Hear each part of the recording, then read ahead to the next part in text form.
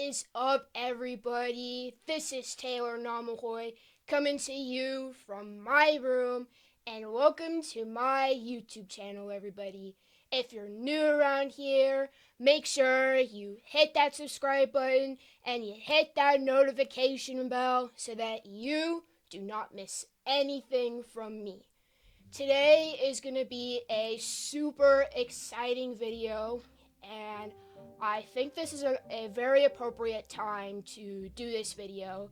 I'm going to be talking about my college that I went to for 1 year, and that's New St. Andrews College. And it's a college that's 11 miles away from me.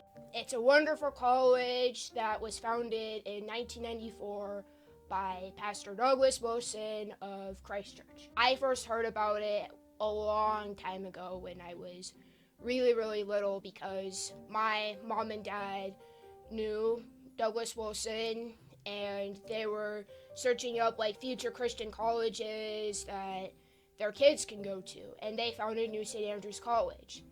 And they're like, wow, where is this college? Moscow, Idaho. Wait, what? What's Moscow, Idaho? But then many years later, I would actually make it. So now we're going into my experience as a NSA freshman. So when you're an NSA freshman, there's a week called Prologus Week. You get introduced to your professors for Latin, rhetoric, lordship, theology, and music. So those are all the core subjects that you're taking as a freshman. My first day of school was I went to the Merkel's house to have a really nice, delicious breakfast, and that's kind of how my week started. Towards the end of the week, I would sign a really special book that kind of has all the names of the students' body for this year. And so all the upperclassmen have already signed the book at the time, but all the freshmen get to sign the book in front of everybody else. And so I had the honor of doing that. And then the choir would kind of stand up and a bunch of alumni and students would go down and sing a really special arrangement of my doctor called Elect of God, and it's based on a verse from Colossians 3, and I still love singing it to this day for other incoming freshmen. Like, it's a really beautiful piece. I'll link the song down below in the comments. I want to start off with Latin. I actually have known Latin before I came to NSA, and as you can see, I have actually had a classical education that was run by my mom, so I was homeschooled my entire life, so I was kind of already familiar with the classical approach to education. So I'm starting with Latin, and it was taught by Professor Griffith and Mr. Harris. He's kind of like an assistant teacher. And there's two kind of like different subclasses, so you have beginner's Latin, just the good old beginner's Latin, and then you had beginner honors Latin, and I was pretty good at languages, but I ended up making to the beginner's Latin just because I did okay at the Latin placement test, and so I ended up being in beginner's Latin. And what's really different is, like, yes, you're learning different verbs and different conjugations and declensions and all that kind of stuff. And I have like said the verb conjugations and the 5 declensions like over and over and over again. But this time I had to apply this to a book that we were studying all in Latin. And I'm talking about the Lingua Latina book. So we had to like read chapters in Latin, and we had to like underline certain words that had like, oh, this is an ablative of absolute, and all this kind of stuff and everything. And usually it took place in Rome, so it kind of begins with this sentence. So it goes like, Roma in Italia est, which means Rome is in Italy. And so at the end of the week, we would do recitations. So I had to meet with somebody one-on-one to practice our Latin recitation. So we were given a certain amount of questions in Latin, and so I would have to ask the other person a Latin questions such as Ubi est Roma? And then the other person would answer by Roma in Italia est. And I'm like, Ita, which means yes, or optime, which means fantastic.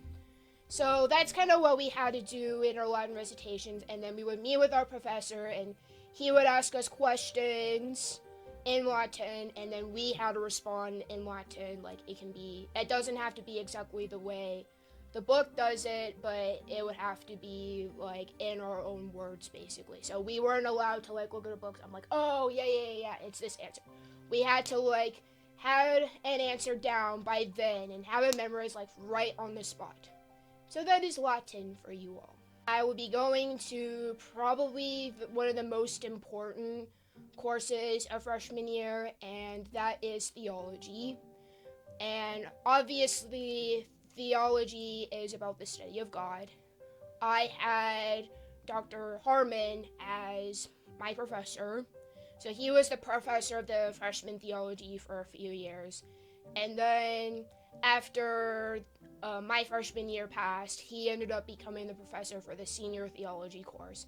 And now it's run by Rigney and Longshore. I thought the theology course was really good, trying to review my beliefs about God in terms of the Trinity and sanctification and predestination, baptism, postmillennialism, all-millennialism, and all these different things. In theology class, you have to read like really big books.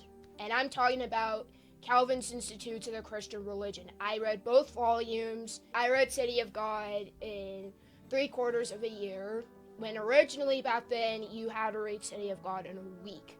Isn't that insane? Like, I don't even know if I can do that in a week. I've read such other books, such as Augustine's Confessions, which I really enjoyed Augustine's Confessions. And it's an autobiography. Like, yes, it's about Augustine, but he's kind of writing this biography kind of like in a prayerful way. Like, he's kind of telling his own story to God, and that's what I really enjoyed about this book. I had to do a paper on a situation in my life, so I would narrate it like as an autobiography style, and I had to tell it in some sort of powerful way. And I got a decent good grade on it, and it was just really good. I think that was one of my favorite papers that I ever done. One of the other projects that I had to do was I had to explain in a group project like what was one of the theory of atonement, and I ended up getting the ransom theory. I had explained like what's the ransom theory of atonement with a bunch of other peeps in my class. Now we're moving on to Lordship. I don't have too much to say about this class, not because I never paid attention in it, but Lordship at the time was just a lecture that we would listen to at the end of the day on Tuesdays, and we were like so exhausted. Like, we had so many classes on Tuesday. So I had theology first, and then I got a lunch break, and then I had all my music classes, and then I had Lordship at the end of the day, and it was just so refreshing because Dr. Merkel would give us an encouragement during Lordship, and we just had to read like one book every single term, but we weren't ever asked questions on it. We just needed to have the reading completed by that certain day. These were pretty much all the books that I had to read during Lordship. So I read Mere Christianity by C.S. Lewis, and then I highly recommend this book. I really enjoyed this book so much. This is called Death by Living, Life is Meant to be Spent, and it's by N.D. Wilson. And then this is yet another C.S. Lewis book called The Abolition of Man. And I have The Mortification of Sin by John Owen, which I did read this with my mom before I came to NSA, and I would highly recommend reading this book. But I will give you a strict warning on it. It has some pretty deep language in it because the language was pretty deep at the time, so I'm just giving you a strict warning on this. And then I have another book by Doug Wilson called Heaven Misplaced. So these are kind of all the books that I had to read during freshman year. Lordship is completely different now because Lordship is more not just a lecture. They would give you certain books to read, and then you had a lecture, and then you basically had a recitation at the end of the day. Next, I want to talk about rhetoric. Now, don't get me wrong. I'm definitely not the smartest person in the world, but I am thankful that I ended up taking rhetoric with this wonderful teacher. His name is Mr. Brent Pinkle. To describe him is very interesting because he was very kind to us. He had a warm heart for us, but he was also very extremely hard on us too. I remember the first assignment that I had to do, we were just working on delivery, so I had to deliver a speech the first week. Now what the first assignment is for freshmen is they were given a prompt and they had to argue for and against it, and there's no training like whatsoever, like the teachers aren't going to guide them or anything. They just need to come up with a speech like right on the spot, present the most valid arguments possible, and that was it. Rhetoric isn't necessarily like just a speech class. I'm going to give you the definition of how Aristotle defines rhetoric. Aristotle defines rhetoric as the ability in a particular case to see the available means of persuasion. So you're persuading something to agree with you on something in a particular case. Not only were we just doing that, we were learning how to be more clear in terms of I can maybe state this a little bit better. We also dealt with memory too, where we would memorize our speech so that we wouldn't just be looking down at a piece of paper or a computer all the time. We would be using a memory palace so we can remember what we are saying. Now, this book was not in my rhetoric colloquium, but in fact, it is written by my professor, Mr. Pinkle. This is, I can probably put up a little closely, this is Redeeming the Six Arts. I'm going to read you this summary of what the book is about. So it says, in Redeeming the Six Arts, Brent Pinkle argues that classical Christian education is not fundamentally a canon of fixed texts or subjects, but rather an approach rooted in the fifth commandment, which is honor thy father and mother. Insofar as our ancestors differ the languages, literature and arts we study will also differ. Although Chinese Christians share the same spiritual fathers as their Western counterparts, their earthly fathers are different, and therefore their curriculum must reflect not only a shared Christian heritage, but also a unique classical heritage. Brent believes that people in the East do need to develop some sort of liberal arts and classical education, but it also needs to be unique to their culture. And I would highly, highly recommend reading this book. It's so good. I'll put a link of it in the description box below for you to buy. Finally, I will get into music. Now, freshmen are required to do music. They're not saying music is an elective and it's for really, really special people that can actually do music. It's for everybody. And the reason why they require music is because NSA believes that music is something that anybody can do when they're heaven, because when we go to heaven, we're going to be angels that are singing to God. That's what they think it is, and I totally believe that myself. And so during Pro-August week, students have to sing in front of the conservatory director, which is Dr. David Erb. He'll kind of determine whether or not you'll get into vocal tech. Basically, he teaches you how to sing.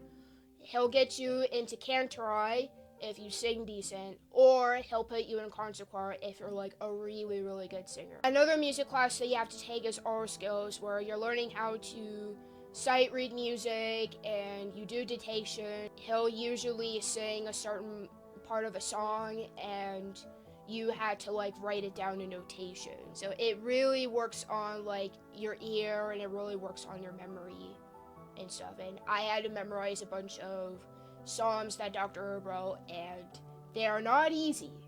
Not if you haven't been doing music for many, many years. But it's okay, As long as you keep practicing it like over and over and over again, you're able to get it down just fine. One of my favorite psalms from Dr. Herb is Psalm 23. It's a wonderful, wonderful, wonderful psalm. Now, one thing I'll say before I get into music theory is oral skills is broken up into regular and honors oral skills. I actually never did honors oral skills, even though I was musically talented. And so when I did CSMI, they had me do like sing and play, so where I had to sing a certain part of the song and I had to play it on piano at the same time. Like, that was my first time doing it, and I actually did pretty decent at it. Honors oral skills is definitely a lot harder than regular honor skills because you're having to do sing and plays, you're having to read from the alto clef, which I know what the alto clef is, and you're having to like sing and play stuff in front of him. And now we're getting into music theory, which you're learning like why music is constructed the way it is. And there's regular music theory and then there's honors music theory. I was put into the honors music theory because I am a musician. It was one of my best classes, to be honest, because I just had a fun time like composing my own music and everything. So this is the book that I did.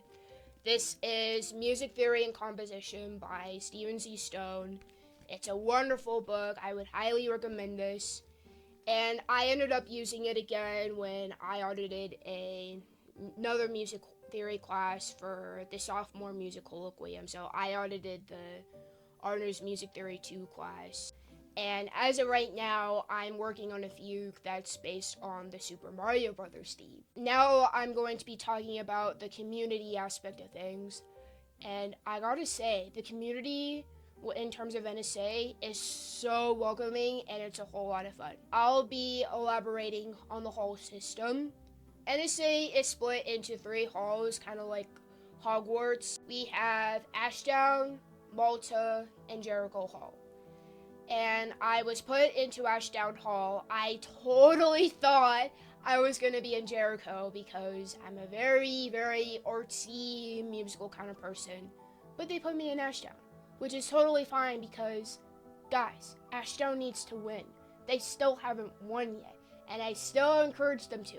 Ashdown Hall has still had a lot of highs and a lot of lows. You're competing in sports, theater, cooking, and art, and declamations, which declamations take place within their respective halls, and then they have like an all-school-wide competition. And at the time, I couldn't compete in declamations because freshmen weren't allowed to compete in declamations, only upperclassmen were. And so they changed this rule when the next freshman class came after me, and then freshmen were allowed to compete in it. We would have declamation competitions every month. And we would basically appoint a leader for our halls, and then there'd be certain leaders, such as like a theater director for a play, like for the drama competition, and also tea time coordinator, which tea time is a social event where you get snacks and along the way as you head into class, so it's a really good break for all the students. Malta Hall, which has also been a very successful hall. Jericho, I probably would say, has been like the most successful hall because they have literally won the entire competition twice. But then the first time, it was Malta Hall. We have a bunch of other community events such as Soup Night, which takes place every Tuesday night. So we would go to professors' houses and we would have some soup and bread and we would talk with one another, and then we would also talk with the professors, which was super fun. I particularly enjoy going to the Merkles because her food is like literally just amazing. I remember one time I went into the Merkles. We had cinnamon rolls as our side with the soup instead of bread, and oh my gosh, it was so good. And her sweet bread was the best, and her lemonade was the best and everything, and her house was just so cute. It was really good to like see it in person and after such a long time. The freshman class would get divided up into 3 groups based on their halls, and they would go to a professor's house there, so I went to Gordon Wilson's house. And at the end of the evening, he would read to us like really funny stories at the end, such as P.G. Wodehouse, for example.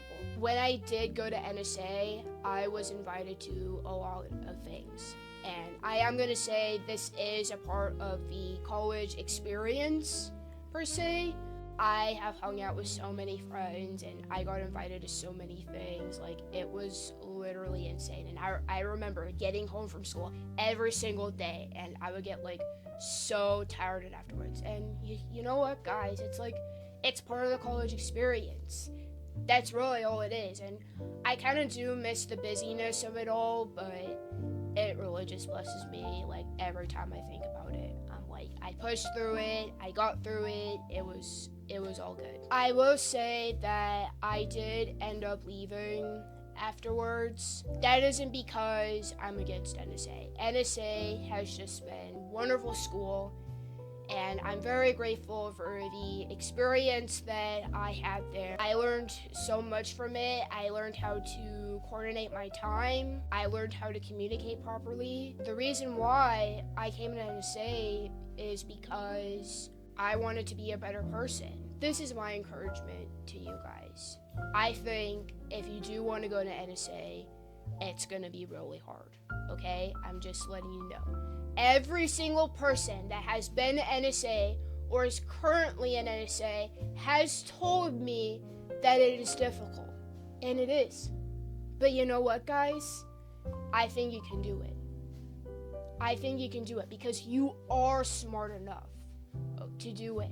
Because God has given you certain talents to accomplish certain things in life. Whereas, oh, I can sing much better now, or oh, I can argue for a certain case like much better now. He's gonna provide for you, and he's gonna take good care of you to get through your education, whether you're really into it or not. I know you can do it. But anyways, guys, I think I'm gonna end this video here.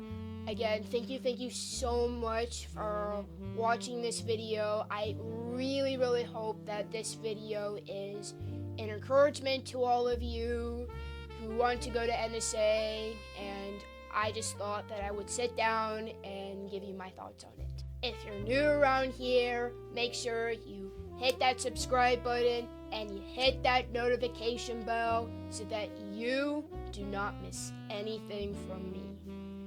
And as always, I will see you all in the next video. Bye!